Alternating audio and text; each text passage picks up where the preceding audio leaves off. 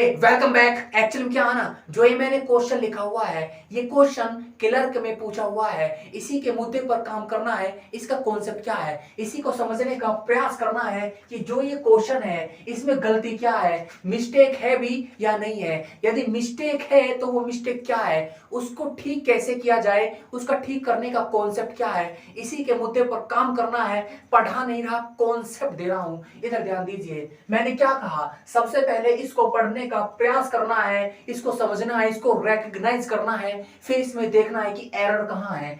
उसके बाद the doctor advised Suresh and Mohan. मैंने क्या कहा, the doctor advised Suresh and Mohan. एक डॉक्टर ने सुरेश और मोहन को सलाह दिया। क्या सलाह दिया? फॉर गोइंग स्विमिंग, तैरने को जाने के लिए। एक डॉक्टर ने मोहन और सुरेश को सलाह दिया तैरने को जाने के लिए, बिकॉज, क्योंकि it was good for them, क्योंकि यह जो है उनके लिए बहुत ही अच्छा था। तो कहने का मतलब क्या है, लास्ट में दे दिया नो एरर। यदि इस सेंटेंस में कोई एरर नहीं है तो हमारा ऑप्शन क्या होगा, ई होगा। यदि ये सेंटेंस शुद्ध है, बिल्कुल ठीक है, इसमें कोई मिस्टेक नहीं है, तो हमारा ऑप्शन क्या होगा, ठीक, नो एरर। नो एरर का मतलब ये वाक्य शुद्ध है, इसमें कोई भी एरर नहीं है। लेकिन मैं क्या कह रहा हूं, इस सेंटेंस में गलती है। वही गलती हमें रिकॉग्नाइज करना है, पहचानना है। उसी गलती को पहचानते हुए वो ठीक करना है। उसका कॉन्सेप्ट क्या है, गलती क्यों हो रहा है, इधर ध्यान दीजिए। मैंने क्या कहा, इसका जो ए पार्ट है, द डॉक्टर एडवाइज, ये बिल्कुल ठीक है, इसमें कोई मिस्टेक नहीं है। B part, Suresh and Mohan for going swimming, ये पार्ट हमारा गलत है, ये रॉन्ग पार्ट है, क्योंकि इसमें फॉर गोइंग का प्रयोग नहीं होगा। फॉर गोइंग के स्थान पर क्या आएगा सर, वही बताऊंगा। अब इसके बाद मैंने क्या कहा, because it was, because it was, ये भी सी पार्ट ठीक है। उसके बाद मैंने क्या कहा, यहाँ good for them, D part, ये भी बिल्कुल ठीक है। तो कहने का मतलब क्या है, इसका जो तुम्हारा बी पार्ट है वो गलत है। वो क्यों? क्योंकि इसमें फॉर गोइंग के स्थान पर कुछ और आना चाहिए। वो कॉन्सेप्ट क्या है, क्या आएगा और क्यों आएगा, इसी का मुद्दा देखना है, इसी की जड़ पर काम करना है। इधर ध्यान दीजिए, मैंने क्या कहा, इधर तुम्हारा दिया हुआ है फॉर गोइंग। क्या दिया हुआ है, फॉर गोइंग, लेकिन फॉर गोइंग के स्थान पर तुम्हारा टू गो का यूज होगा। क्या कहा बाबू, फॉर गोइंग के स्थान पर तुम्हारा टू गो का यूज होगा। क्यों? रीजन क्या है, फॉर गोइंग के स्थान पर टू गो का यूज क्यों होगा?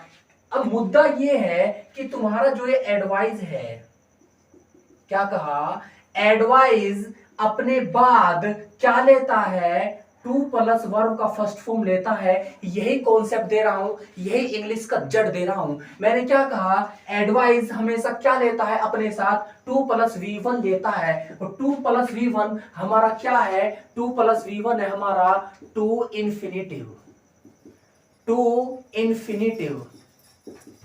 मैंने क्या कहा, जो ये एडवाइस है, एडवाइस हमेशा अपने साथ टू प्लस वी वन लेता है। और टू प्लस वी वन हमारा क्या है, टू इन्फिनिटिव है। इसी को समझने का प्रयास करना है कि हमारा फॉर गोइंग के स्थान पर तुम्हारा टू गो का यूज होगा। किसका यूज होगा, टू गो का यूज होगा। तो यहां पर इसको हटाकर तुम्हें क्या करना है, यहां पर टू गो करना है। अब सेंटेंस क्या होगा, the doctor advised Suresh and Mohan to go swimming because it was good for them. अब ये सेंटेंस बिल्कुल करेक्ट है। अब इसमें कोई मिस्टेक नहीं है, कोई एरर नहीं है। समझ में कॉन्सेप्ट आ रहा है ना, तो यही कॉन्सेप्ट देने का प्रयास कर रहा हूं। यहां पर तुम्हारा फॉर गोइंग के स्थान पर टू गो का यूज होगा, टू गो। उसके बाद है एडवाइस। एडवाइस कॉन्सेप्ट क्या है, एडवाइस अपने साथ क्या लेगा, टू प्लस वी वन लेगा। और टू प्लस वी वन होता है हमारा क्या, टू इन्फिनिटिव। क्या होता है, टू इन्फिनिटिव। जैसे कि मैं एक एग्जांपल और लिखता हूं यहां पर। मैंने क्या कहा, I advised him, I advised him, I advised him to work hard.